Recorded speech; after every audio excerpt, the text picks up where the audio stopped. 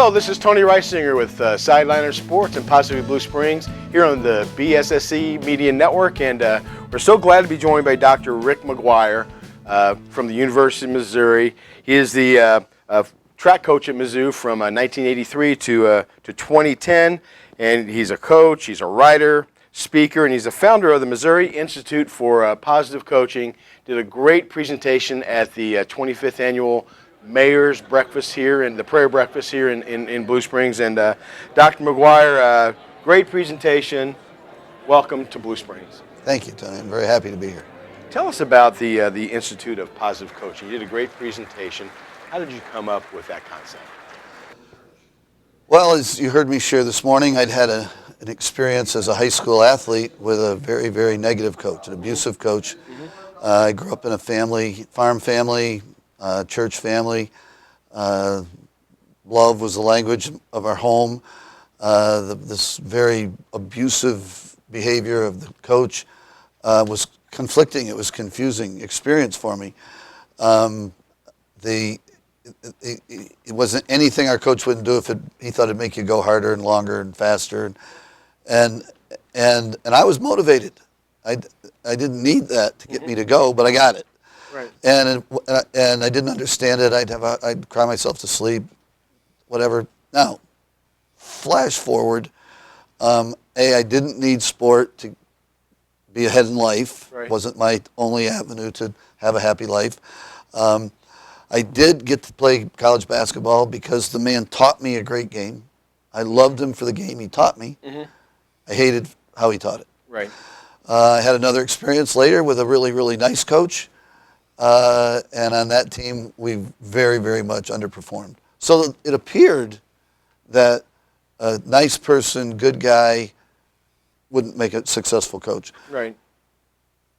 Tough guy, SOB, that's what you had to be be a champion. Right. It didn't make sense to me. God wouldn't give us something as good as sport. The only way we could get good at it was that. Right. And I just knew that treatment was wrong. I didn't understand, but I just was on a passionate mission then to be a coach, find a better way. So it was 45 years ago. And I went on a search for a better way. And I found it in a lot of places. I shared some of them this morning. But that led me places I didn't expect to go, including a PhD in sports psychology. I hated psychology in college, hated it passionately. I'm not proud of that. I just did. Was never going to take another psychology class as long as I lived. 10 years later, was forced to in a master's program, discovered this was the part of this. This is about kids. I love kids. I love teaching kids, coaching kids. I discovered I could write the book. Not that I'm smart. I just every concept, every theory. I had a name to go with it. Right. So with that, then it was an eye opener for me, and it said, you want more of this, and that then sent me for a PhD to put a theoretic foundation under my experiential knowledge of how to be a better coach.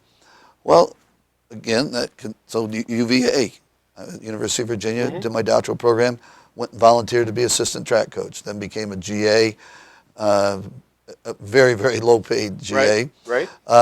But that caused me to recognize and understand that athletes at this level responded great to being cared about, to being taught and coached the way I was intending to teach and coach.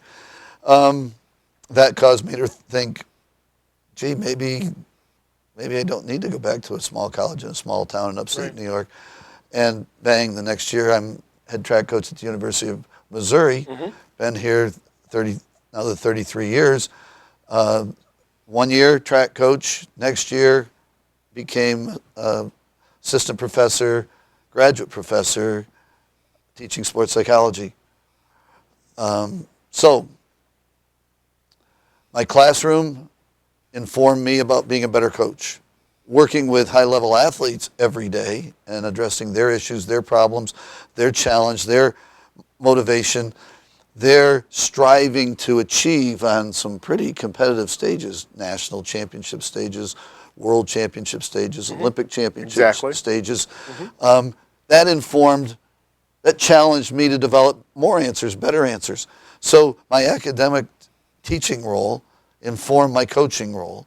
My coaching role informed my teaching role. When I retired from coaching track at the university in 2010, I stayed on to start and build sports psychology program for the athletic department to really bridge the gap between the academic side and the athletic side in sports psychology. And one day, wrote a memo to Mr. Alden, our athletic director, about doing some fundraising for supporting some of our programs. And I wrote a title for it, and I wrote Missouri Institute for Positive Coaching. And then wrote to him about that he could raise money for this, that he could, if he had somebody that was really wanted to donate, and they didn't necessarily want to donate for a building. They didn't want to donate to endow a scholarship, but they could donate to developing these better ideas for coaching and leading athletes and teams in high schools throughout the state. He thought that was a great idea, and that's where it started. As soon as you said, the name Missouri Institute of Positive Coaching, I was waiting for a bell to ring, like ding. What a great idea, because it is such a great idea. And you mentioned, and I'm about 15 years younger than you, and so as athletics and activities now in high school have progressed, things have changed with coaching. You mentioned today with the old coaches like Woody Hayes, Bo Schembechler. I mean, football, that's when with the coaches it was all about the sports. They lived, they breathed. Football was it. It was everything to them. And I graduated from high school in 1980, so it had transcended a little bit, but it wasn't unusual if you were on the football field and you came off the field and you made a mistake for a coach to get your attention, grab your face mask, and share some wisdom with you. These days, that wisdom, if that's not done. Have you seen in coaching since the days that you started, coaching transcend to be more of a know your student, know your athlete, so that it's a whole family combination instead of just sport? I might disappoint you here, but the answer to that is I'm not sure that that's happened. Right. If it has, it hasn't happened enough. Right. What has changed is that we have more sports now than just boys, football, basketball, baseball, track, that big four that all the schools had. Exactly. We now have a whole array of lifetime sports. That took more people coaching. For the absolute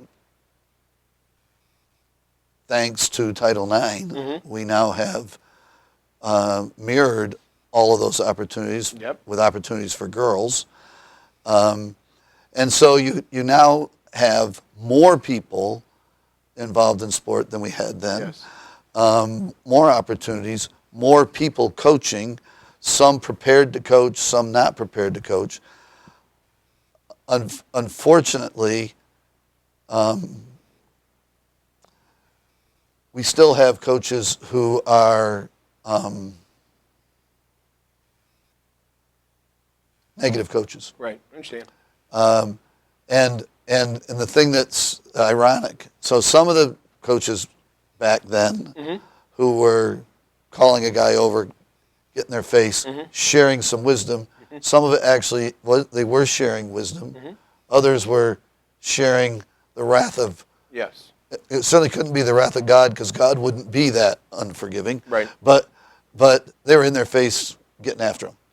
Now, there's no evidence. In the end of this whole topic, or the beginning, it's like the beginning and the end are the same, that kind of behavior, that negative behavior, abusive behavior, demeaning behavior, disrespectful behavior, hurtful behavior, sometimes physical behaviors, have been shown over and over again to be not the most effective way to motivate or to lead and guide people to prepare better, to perform better, to achieve more, to be proud, happy, more fulfilled, and motivated to want to do more.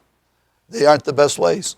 And that the best ways actually are nurturing, guiding, affirming, caring, sharing, giving, forgiving, leading, inspiring. It's not soft. So positive coaching then is where it became. It was my life mission to find this better way, and now we've found it, validated it, teach it, develop it, promote it. My mission in life is to have every school in the country be proud to be a positive coaching school. Hang it from their gym, hang it out at the football field, in the outdoor facilities, have it in the front hallway. That throughout the school experience is defined by positive coaching. One of my favorite times of this morning's prayer breakfast, which you did a fantastic presentation, was you recognized Coach Fred Merrill here from Blue Springs. And Coach Merrill coached here in Blue Springs for many, many years. He's in the Missouri State Missouri State Hall of Fame for sports. Right. This past offseason here in Kansas City, the Greater Kansas City Football Coaches Association did not have a Hall of Fame. They inducted the first 27 inductees, and he was one of them.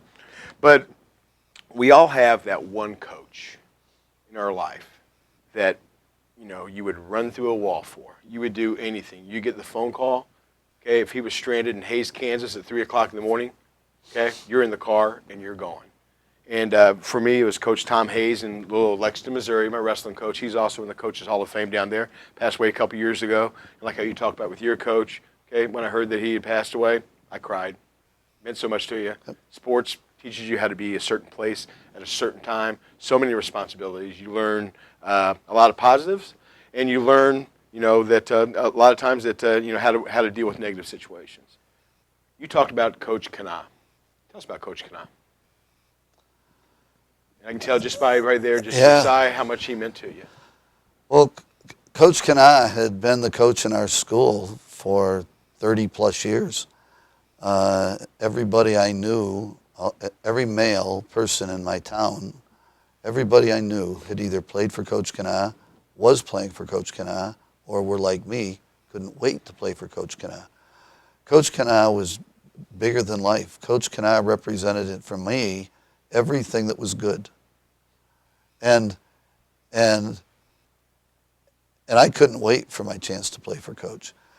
He was engaged in our lives, in every kid's life.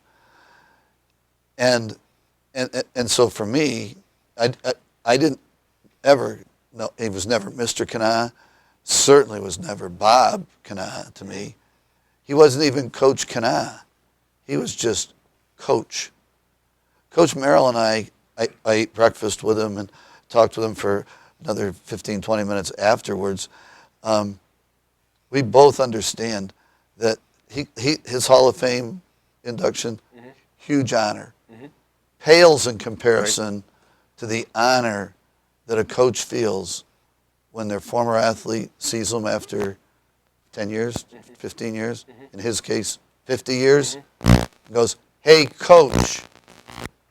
To be coach to someone, that implies respect, honor, appreciation, love, joy, happiness, gratefulness.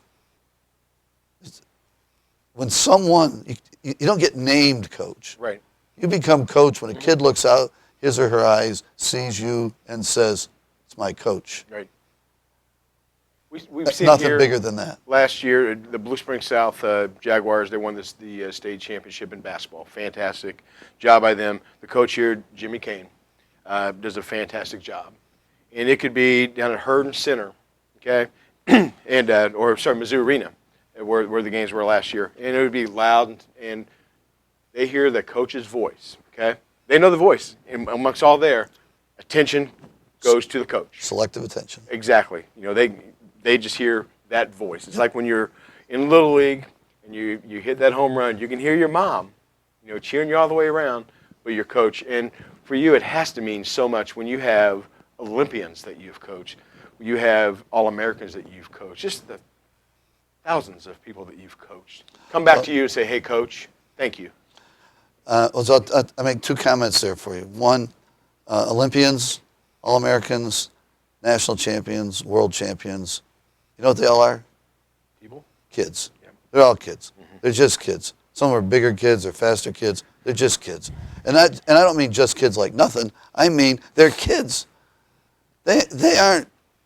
It isn't like you coach every other kid in the school like this, but these guys you have to coach they're just people. They're just kids. And that's the beauty of it. If we'd stop making them something bigger than that, everybody'd be better off. Second thing is that you made a comment.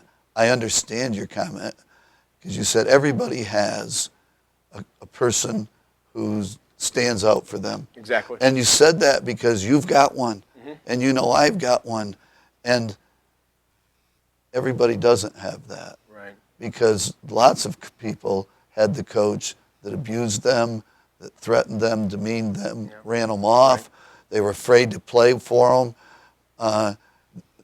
And that's one of the problems that my positive coaching initiative, my life mission, this positive coaching, the Institute for Positive Coaching, is trying to address that there's no reason, no identifiable, verifiable reason that any kid ever should be or needs to be treated like that, demeaned in the name of motivating them.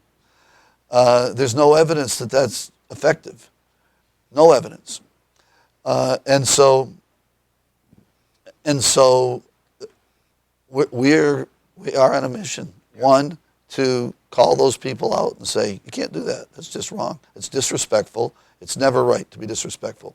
It's certainly wrong for, we talk about in schools today, one of the big topics is to do with bully behavior. And that many times administrative people say one of, if not the greatest problem we have in schools is the problem of bullies and bully behavior. I totally agree. We should get the bullies out of the school. Now, what bully behavior is when two people or more in a relationship where one has way more power in that relationship than the other and uses that power to demean, harm, hurt, humiliate the other, where the other is essentially defenseless. That's bully behavior. It's wrong. We need to get it out of the school. We need to get it out of the hallways where kids are bullying kids. But we need to get it out of the locker rooms and off the athletic fields because that's what a negative coach is. It's a bully. Yep. One got more power, uses it to harm the other. They say, oh, no, it's used to help them. Really? Yep. You can't help them without calling them those ugly names, without threatening them, without humiliating them. Right. You can't help them without that. Some kids just need that. Really? How do we know who that kid is? Maybe they need it. Maybe they look like they need it because they never had love in their home. They were never encouraged. They never experienced unconditional love. That kid may need your affirmation, coach, your care, your love, your forgiveness more than any of the other kids because you may be the only source the kid will ever have is the coach. Right. Now, so I'm here. This program is here to say that's wrong. It can't happen. Right. It's to say there's a lot of really good people coaching that are trying to do all the right things. Sometimes they're intimidated by the others. We're here to affirm them, encourage them, equip them, empower them to go and be the coaches so that everybody does have somebody. And then we're trying to help educate the good people who come from the community, they're coaches that aren't from within the school system, that they come from the outside. They're good people. They played the game. That's their knowledge of the game because they played the game, but they've had no experiences in learning about coaching the kid who plays the game. Right. And so positive coaching is trying to get at all three of those. Okay. I could talk to you all day long. Obviously, I don't give short answers. But I want to wrap it up with this right here. Two things. One, you made a statement this morning, which is great. If you're going to be loud, be cheering, right. which makes all the sense in the world. In today's world, where every kid is, like you said, they're starting playing soccer at 4 years old, okay, and there's so many sports to play, and kids are playing year round. There are parents that kids are getting hitting lessons, or getting pitching lessons, or they're going to camps and stuff. And parents are making investments into their kids. And, and looking at that is like, whereas that, their kids should be successful because I've invested this into their. What advice would you give to parents these days who have kids who are involved in sporting activities and people who are coaching, parents that volunteer as coaches? What advice would you give them?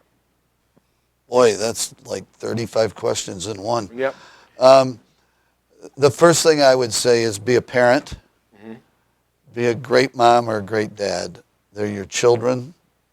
It's absolutely right that you're passionate. You have a passionate love for your child.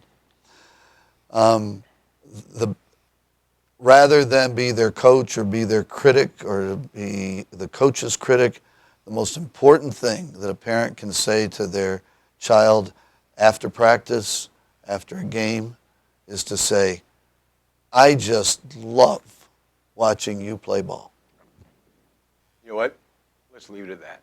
I think so. Dr. McGuire, thanks so much. Thank you for a fantastic presentation today at the Mayor's Prayer Breakfast here in Blue Springs, the 25th one. A sellout crowd. Your message was great. And if you know a coach out there that coaches Little League, any coach, tell them thanks. Remember, they're volunteering. Okay? If you can get involved with coaching your kids. I coach my daughter's softball team, and we may win 2 and lose 8, but it's great to meet those young girls and to teach them the fundamentals and just see the smiles on their face.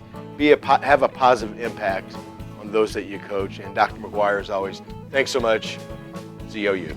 That was good.